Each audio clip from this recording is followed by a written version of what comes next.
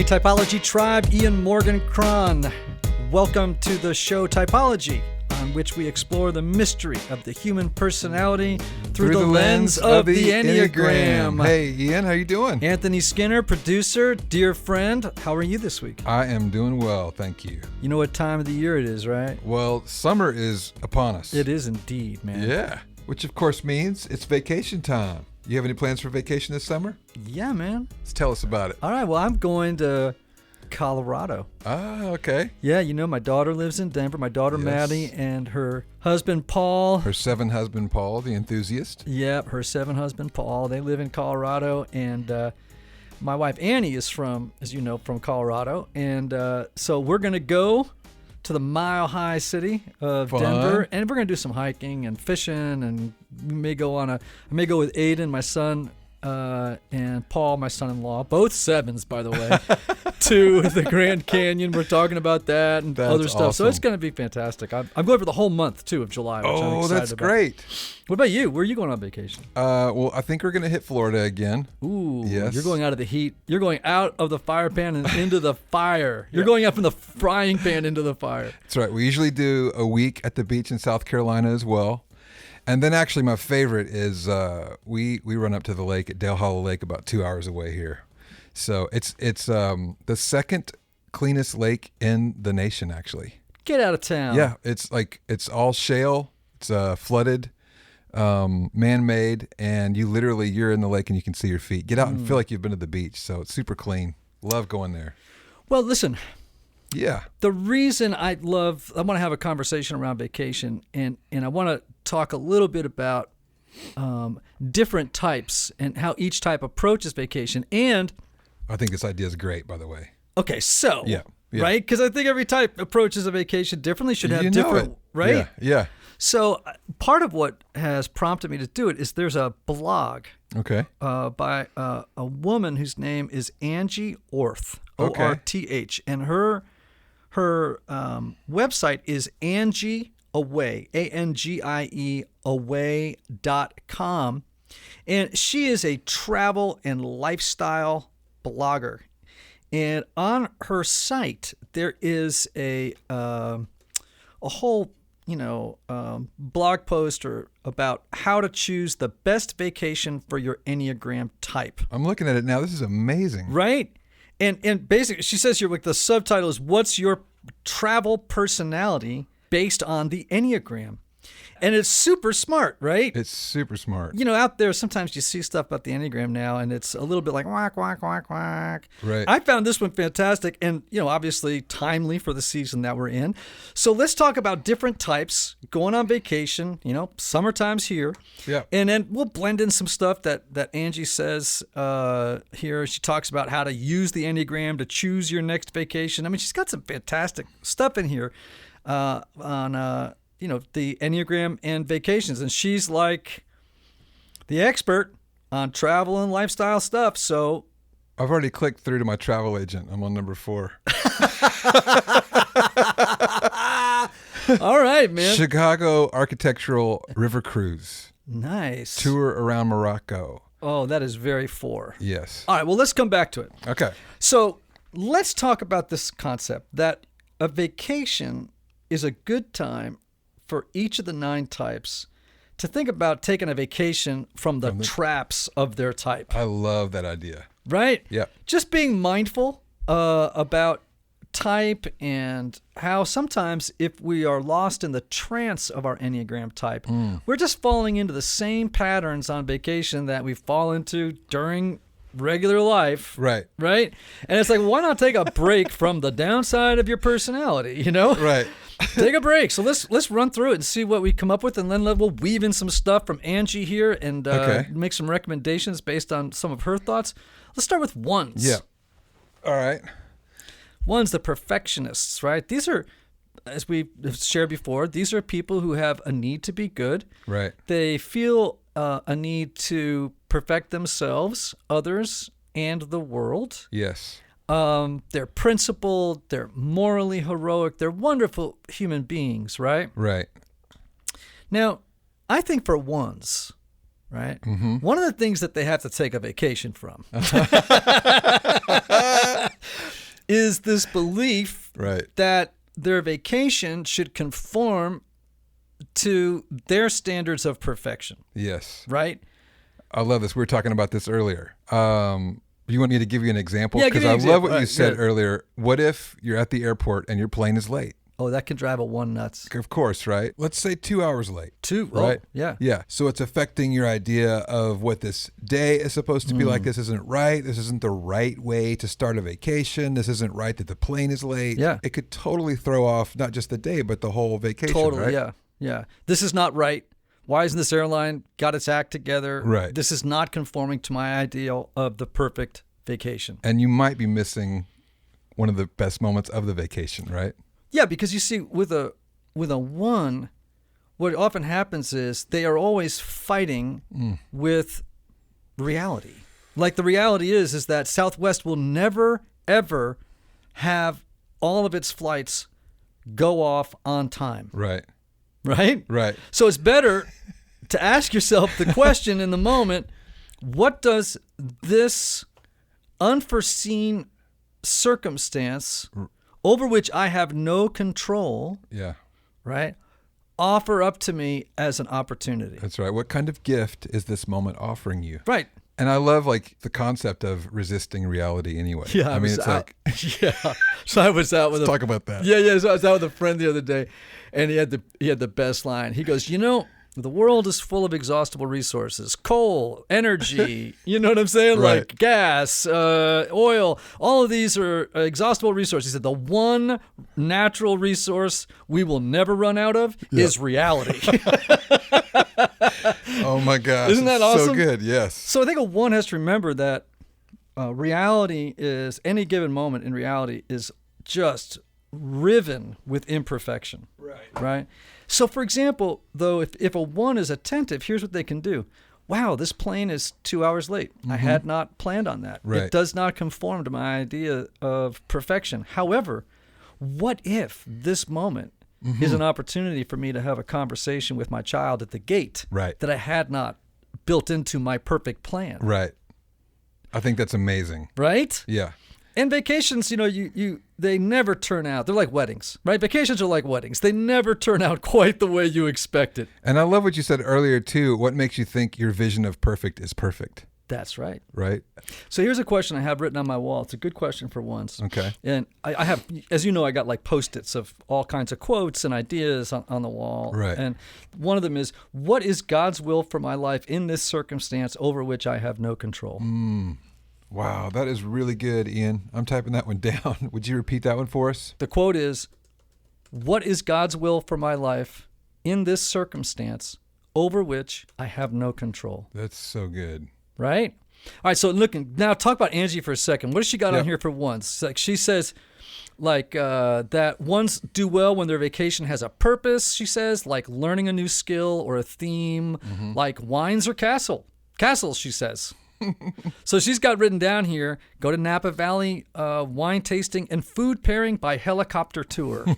Right? That sounds pretty cool. Yeah. Right? And also writing on the wall, Singapore's culture through street art. I don't know. Sounds kind of fun to me, even if you're not a one. Yeah. Right? And then also, by the way, where would be a good destination for ones? I always tell people, a one country where a one would feel fantastic, Switzerland. Really? Oh, yeah. It's clean. It's efficient. It's orderly. People really care about, think about their watches, right? They're perfect. Everything tick-tock, everything goes great. So I think Switzerland is a great place for ones to go and hang out. Okay. All right, so twos. Yes. You have a family member who's a two. I do. I don't have a two in my family. Yes. What's it like to be on vacation with a two? Well, they can be pretty preoccupied with trying to serve the whole family in my situation, right? And what's that feel like? What's the dynamic there? It creates a Appreciation. climate in which no one is relaxed. Oh. Yeah, because it's like, wait, do I allow you to serve me, or do I get up and help you, or it's pretty complicated to navigate that terrain. Right. So it's a little bit like the Martha syndrome, right? Yeah. Like she's out there making Yes. the dinner. She's Yeah, kind yeah. of a little aggravated that Mary's not helping. Those of you who aren't Bible students, this is just, I'm actually making an allusion here to a story that's in the New Testament. But it kind of puts this pressure thing, right? Sometimes into the mix, right? Right. So one of the things that I do when I'm talking about the two in my family, the goal for me is to communicate your presence matters to me. And so instead of us all scurrying around and spending the majority of our time preparing a meal, then cleaning up after the meal, then preparing the next meal, instead, why don't we just order out? Yeah. We'll go big for Thanksgiving, order the turkey, order everything,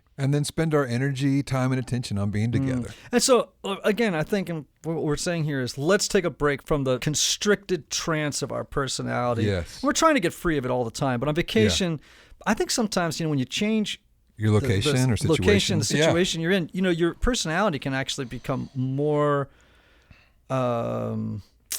it can inflate even more. It can go on overdrive because it's like moving into a new place, right? What you said earlier, wake up in Italy and smell the bacon and eggs. Oh my God. You go to Italy and, like first thing in the morning, you go, what's that smell? Oh, the two's in the kitchen. The two is in the kitchen making a meal. Left early, did some shopping, came back. Meeting the needs of making people breakfast. who did not ask for them to make breakfast, but they're right. out there doing it. That's right. Right? Yeah. And sometimes like a two, and God bless them, they're again, wonderful human beings Oh, like absolutely. ones are, right? But it's like, hey man, take a break from take a vacation from needing to meet the needs of others. Yeah. Ones, take a vacation from the need to be right. Take a vacation from the need to have everything be perfect. Yeah. And just relax into your essence. Just relax into who you really are beneath all of that kind of like neurotic stuff. That is so good. All that material that's always buzzing around on the surface of your life, actually oftentimes running the show. You know what I mean? All right, let's move on to the achiever. Well, hold on a second. Okay. Let's talk about what Angie says about where they should go. Oh, yeah, okay. So I thought this was fascinating, right?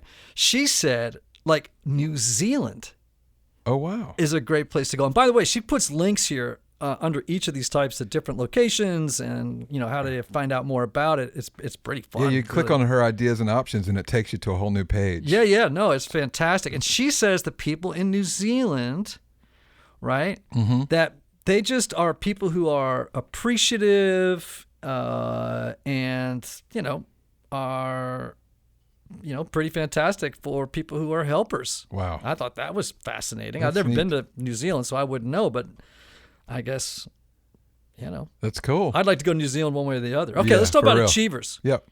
Threes. Yes. These are those success-oriented, image-conscious folks that have a need to succeed, avoid failure at all costs, and to even, signal success to other people. So I Right. have right away... Yeah. I have a suggestion for all threes when they go on vacation. Okay. Do not take pictures of the exotic, expensive hotels and locations that you are at and post them on Instagram. I love that. Just take a break from it. Yeah. Right? Like maybe even think of the idea of deleting Instagram from your phone the whole time while you're gone. Yeah, and I don't want to poke fun at threes, but sometimes, and I'm a four, I got my stuff, right? That's not a bad thing to do for everyone, No, actually. it's but, not. And I'm yeah. actually poking a little fun here. But, I mean, let's face it. We, in the trance of personality, we Yeah. go on autopilot, and we Yeah. don't even realize that what we're doing when we do this stuff is we are curating an image for threes of success by saying, oh, I'm having the best time ever here Right. on the beach in the Riviera, staying at the Ritz-Carlton, and you know what I mean? And You and I both have a 3-wing. We know how to access Oh, we that. definitely know how to do So this. we're not speaking from we're speaking from experience. Yeah, this is not an indictment. Exactly. This is an insight. A confession. Okay? Though I think, for threes, a lot of times, they have to be cautious that they don't turn every situation into an opportunity that to signal success and to win the admiration of others. I think that's great. Right? Yeah. The other thing about threes on vacation is, threes are pretty driven. Right. I think it's really important for threes to go on vacation and not bring work. Like, just don't bring any work with you. Right. And don't turn your vacation into a like a productivity task. Like, here are the things we have to accomplish while on this vacation. Oh, by the way, I'm going to get up tomorrow morning at 5 a.m. and work until everybody else gets up. Right. You know what I mean? It's like, Right. no. Take a vacation Yes. from the sort of the dark side of the type. Yeah. You know, like relax your grip on it. And we're talking about just being one of the gang. Yeah, right. So for threes, it's very hard not to lead. Right. Right. Not to always be the driver of the bus. It's Yeah. very hard to be just another bozo on the bus. That's you know? right. So just relax and let someone else sometimes take charge and Yeah. decide what to do and where you're going to go. And don't let everything have to be an activity Yeah. where you're doing. I think that's good. Yeah. So on here, by the way, Mm-hmm. Angie has some really kind of cool stuff that folks could do, and for threes, like she is honoring the fact that they are people who have a very strong doing component to their personality. Right. So she's got stuff on here like going to the overwater bungalow in the Maldives, or an ultimate 10-day Namibia wilderness vacation. And then also this, I thought this was interesting. And she's a 3 herself. She so this is, and she yeah. writes about the intrepid digital detox trips. I like that. So anyway, go to her site, angieaway.com. Check out her blog, which is how to choose the best vacation for your Enneagram type. You can all go kind of just scroll down and find your type and see what she suggests. She has some good insights about the types as well. All right, let's go to fours. Individualists on vacation. Yes. Fours are sensitive. We tend to be, expressive, romantic, Yes. imaginative, creative. People have a need to be unique and special. We get lost in our feelings, etc. Right? What do you think some of the challenges? What do fours need to go on vacation from? Okay, for example, when my family says, where are we going to go eat? I pull out Yelp and I research for 45 minutes thinking about where to have the very best meal or to have the perfect meal. So this is interesting because can I just maybe play with Yes. language a Yeah, little yeah, bit? yes. So it's not so much that you're looking for, because I'm a 4, I think I can speak into it. Yeah. It's not so much that you're looking for the perfect place, you're looking for the ideal place. I'm glad that you caught me there. Yeah. Right? Yeah. It's this ideal that you have in Yeah. your mind of what would be the ideal. Now, this is something that I would say that 4 could stand to take vacation from. Yes, that's good. And I love that language too, by the way, the ideal. That's the perfect description. Okay, so one of the things that 4s could do is monitor their tendency to be chronically disappointed in things that are not ideal. Do you know what I mean? He just nailed me. Don't be looking for an excuse to say, oh, this vacation is a disappointment. Right. At some level, there's Right. always something disappointing. Yeah. Instead of just waking up, here's the thing a 4 should do every day when they're on vacation, Yeah. just in general, but here's something they could work on vacation, which is just be grateful. Yeah. Be grateful for the meal you had. No, it didn't reach the heights of your ideal, but you know what I'm saying? But I mean, be grateful. Yeah. Just be grateful, and don't allow some negative to take hold of the whole. Oh, that is so good. And gratefulness is such a powerful practice and tool for us 4s. How about something else? Do you have anything else for 4s on vacation? I think another thing that's interesting about 4s, like when I go to, I was in San Diego a while back on vacation, and with our mutual friends Randy and Katie and my wife Annie, and we were staying at dear friends of ours' home on Solana Beach, and just a beautiful beach. And I took a walk, and the sun's going down. I'm in 4 zone, man. Like I'm looking out over the ocean, and I kept thinking, why aren't I having kind of deeper, more transcendent feelings? Why I'll get my journal out. Maybe I could get some feelings going if I just start thinking about deep stuff, writing a poem or some song lyrics. Put the right music on, or oh my gosh, yeah, listening ramp to the mood up. I've got like an Elgar cello variation on my head. have your earbuds. playlist. Yeah. Yeah, I mean, and just what I'm trying to do? I'm trying to cultivate feelings. Yeah. I'm trying to cultivate like deep feelings. Yeah. Because the sun's I'm listening to the waves. It's like, hey man, just be here. That's good. Don't demand that this moment give you deep feelings. Yeah.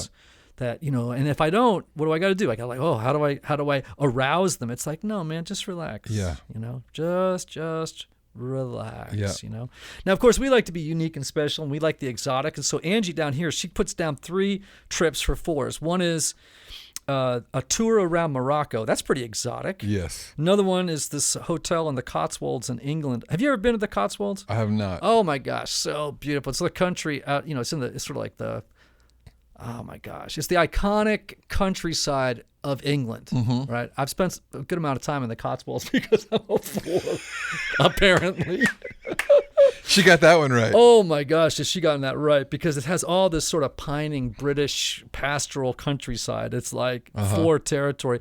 So anyway, go to angieaway.com and check out her tips for each Enneagram type and vacation, because they're pretty great. So let's moving on to 5s. Yes. The investigator. The investigators, right?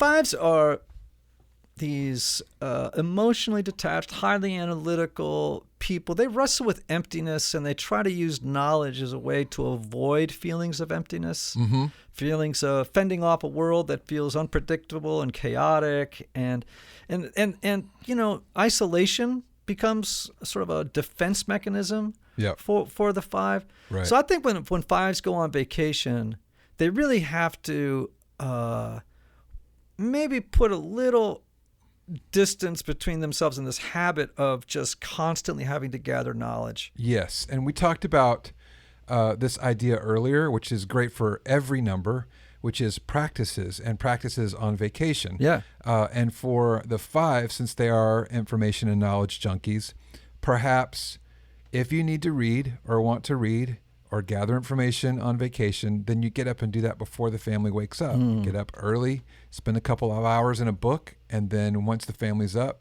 you put the book away, you put the internet away, and engage with the family. Get off the internet. Yeah. Get off the internet. In fact, please don't continue to research the place that you're in.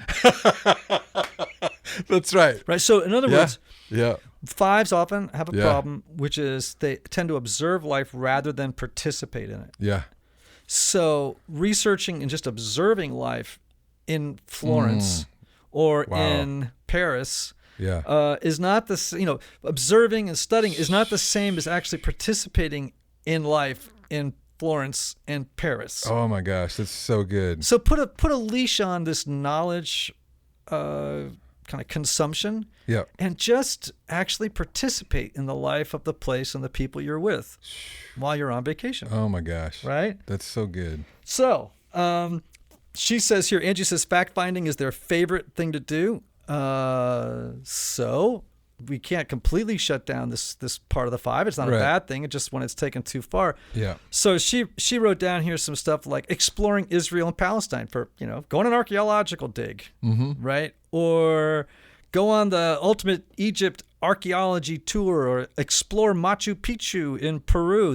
I love this. Isn't this fantastic? Yeah. I love this. So taking a vacation from this need to consume interesting knowledge and just all the research and, just never ending, I think is a really good thing. I'm just going to, I'm going to be in charge of that compulsion. I'm not going to allow myself to have it control me. So I'm not going to spend my whole time, reading and researching and thinking. That's good.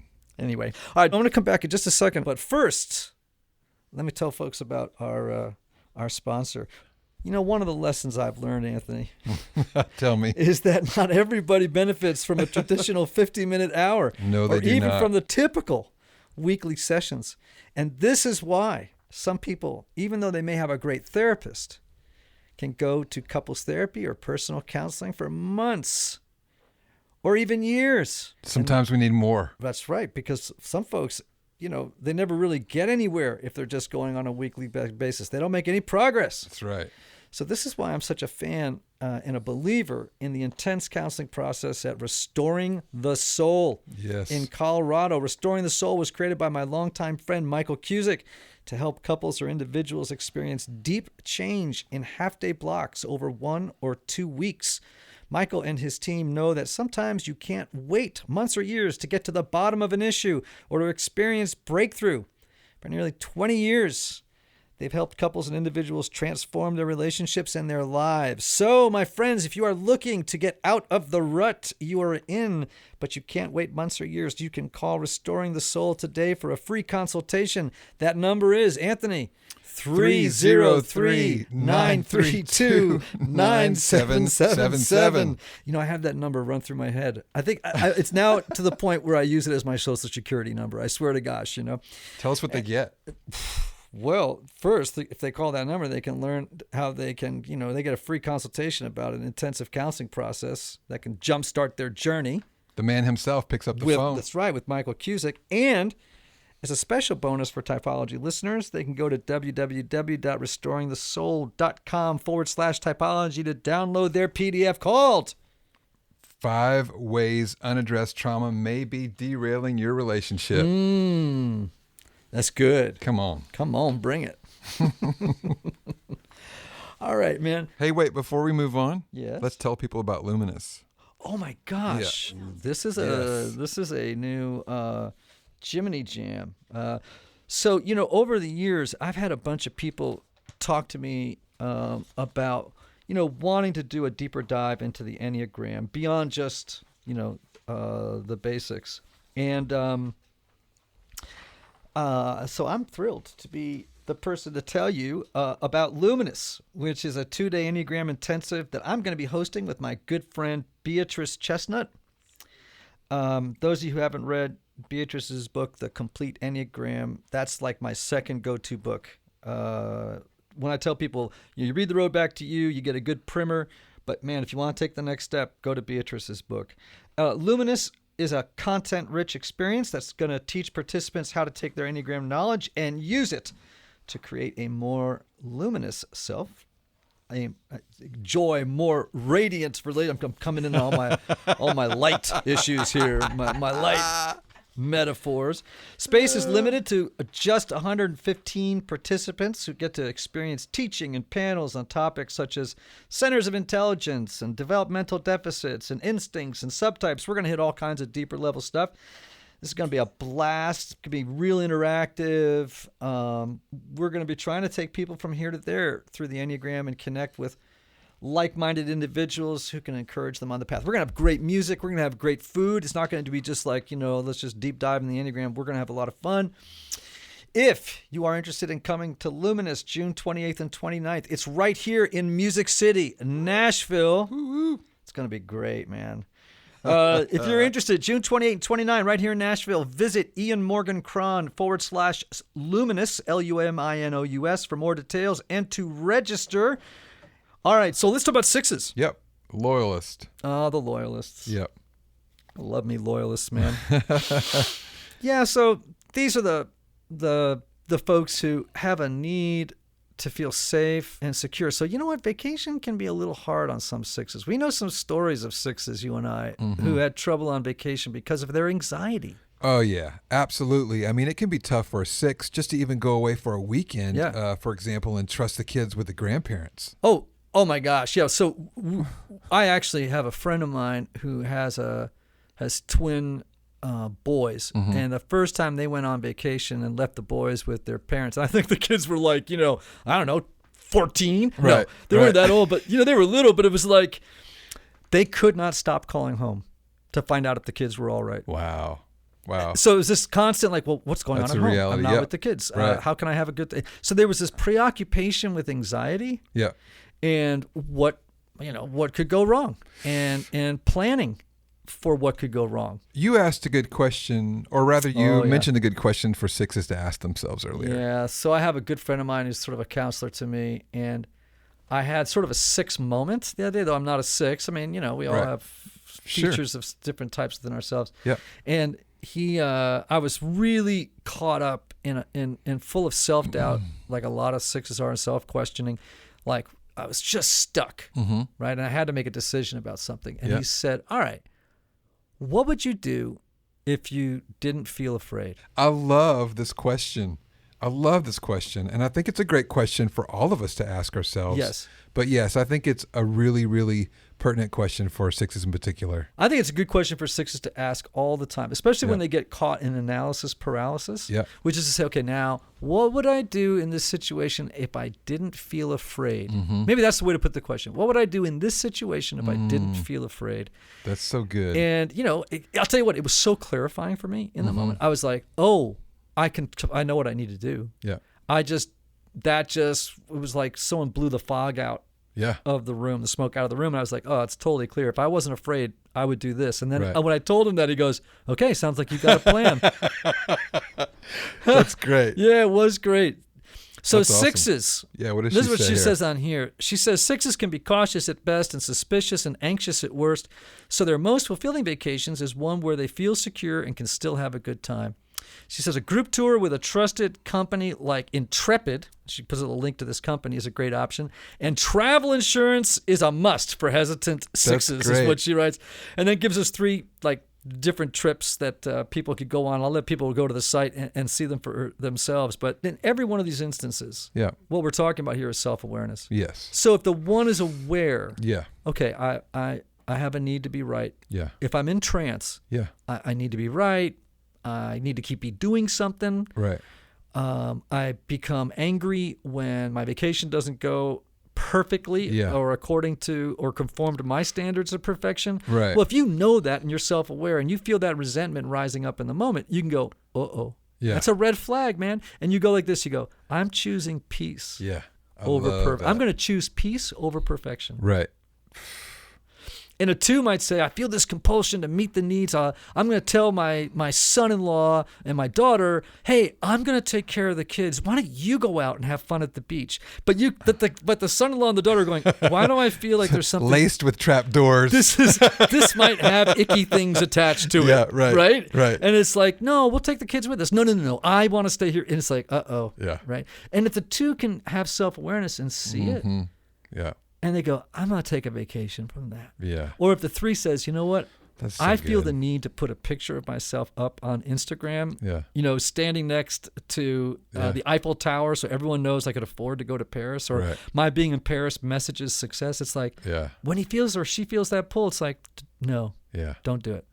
That's Discipline yourself. Don't let your ego be in charge. Yeah. Let your essence, your true self be in charge. That's so good. And we go on through every type. When the 6s feel scared, stop and ask yourself good questions like, what do I need to take a vacation? I want to take a vacation from my anxiety. Yeah.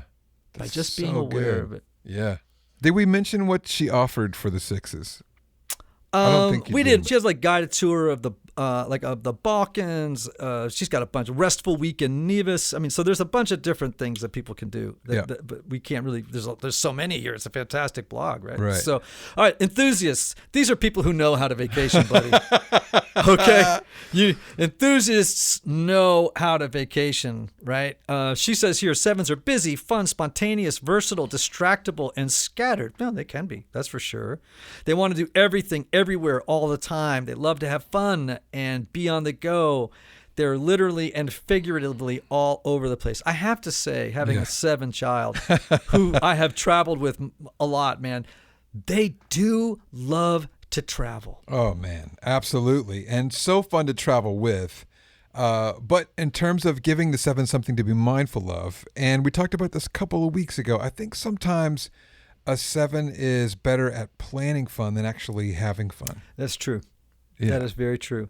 And often when they get to the place that is the site of the projected fun, they're disappointed. Yeah, and planning the next adventure. And already off into the next, planning the next adventure. Right. So it is hard for a 7 to quiet their monkey mind and just be present in the experience. Yeah. To have a more contemplative approach. Yeah. Where it's like, I am just going to be here now. Yeah. Be here now. Yeah.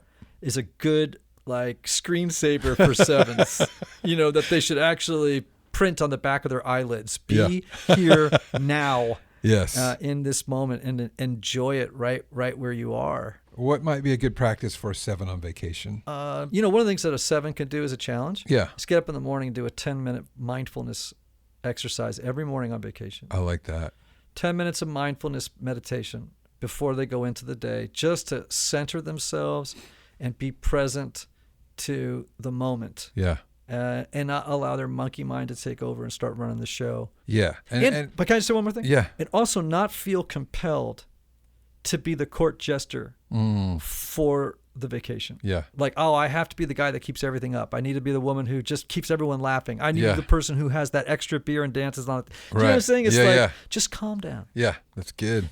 By the way, I don't know how long. I mean, you could just write an endless list of places for sevens to go, as long as it's not boring or where they feel stuck. That's right. Right?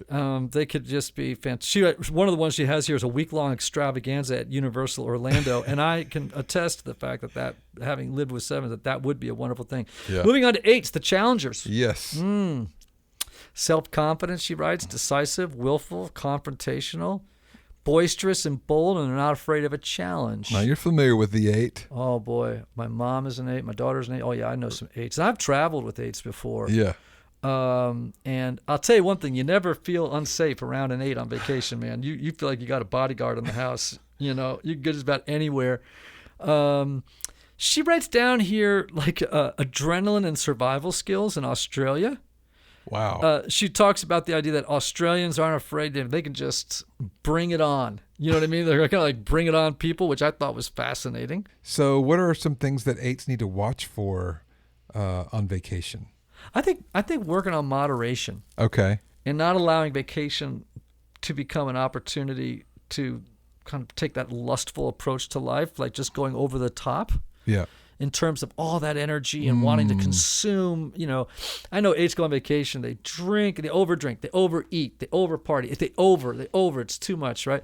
So for an 8 just to dial it back and to practice a little bit of moderation and, we in Enneagram speak, we'd say, right, chastity, just sort of not in the sexual sense of the word, but just, you know, exercising some discipline over that sort of lust for life dimension of the personality when it goes out of control. Right. So, Ian, I've been holding this question for a minute. Yeah. Earlier, we were talking about happiness programs. Yeah. And you mentioned how when we go on vacation, it's an opportunity actually to release strategies that make your life work. What did you mean by that exactly? Yeah. Well, you know, every type, I think, has we all have happiness programs. If I do this, then I will be happy. Right. So, you know, it's like, here's a question every type should answer, right? Yeah. If I do blank, or if I blank, then I will be happy. Right. So it's like, for a 1, it would be like, well, if I can perfect the house, then I'll be happy. If I perfect my work life, it's, you know, whatever. If I perfect anything, I'll just be happy. Yeah. For 2s, if I meet the needs of other people, then I'll be happy. Right. For 3s, if I'm successful and others admire me, then I'll be happy. So it's like, well, wait a minute. If you go through every type, I can do this, right? Yeah, right. What happens if you just were to begin to question your happiness program? Right. And to say to yourself, does if that I actually blank, work? blank, right. Yeah. Does that actually work? Right.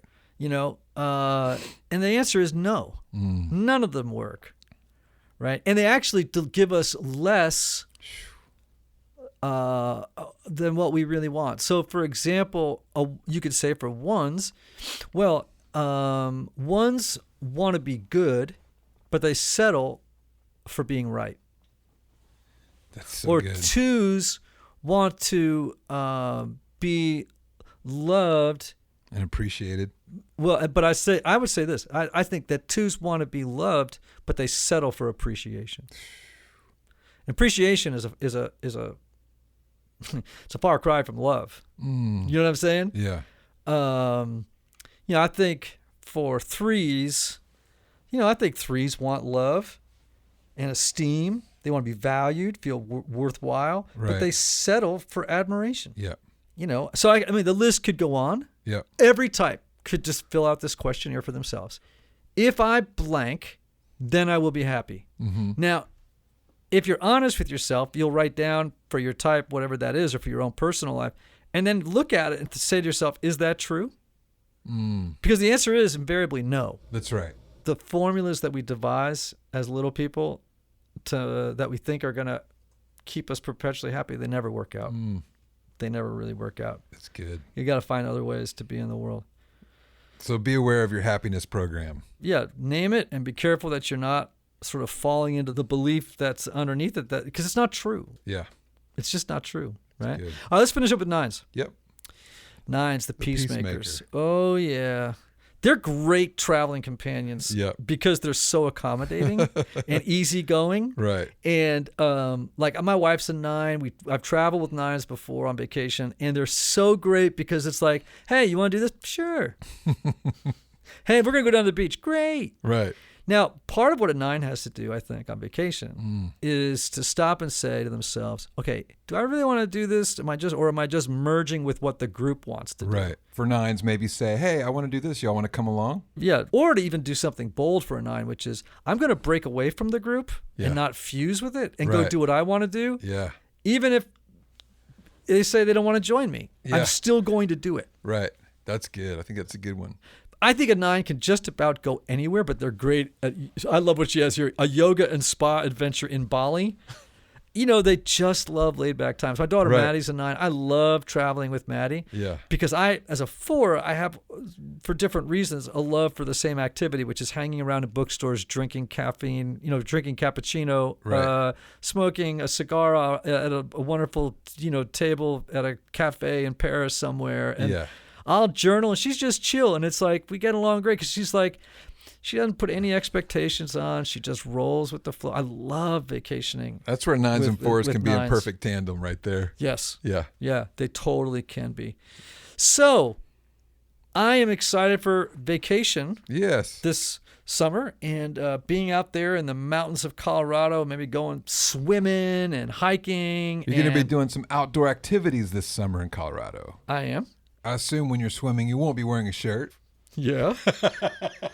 Where are we going? Are you prepared for that? You're looking pretty good. What's been going on here lately? Oh, you're looking at my biceps. Yeah, man. I can see it. I noticed it earlier earlier I'm today. Getting buff. What's going on there? All right. So, you know what? I've got a trainer now.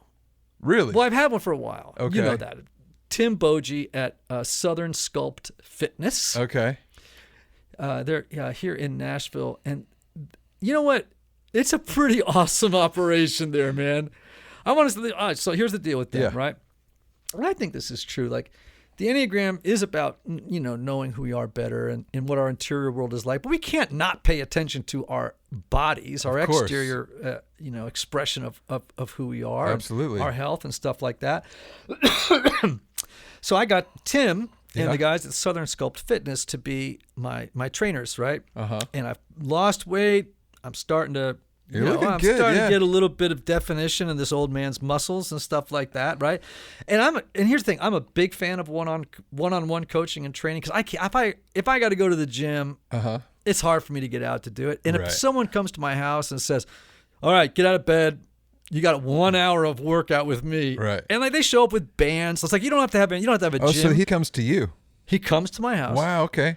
And all the guys, so there's a number of guys, right? Okay. It's not just Tim. I mean, they got a whole crew at Southern Sculpt Fitness. Okay. And they come to the house. We do bands. Yeah. We do kettlebells. He brings all the stuff. Yeah. So it's not like I got to have like weights in the house. They just show up and it's just personal training. What I love about them is they really know they're in a game. It's like I've been around club trainers before, and some are good, but most are.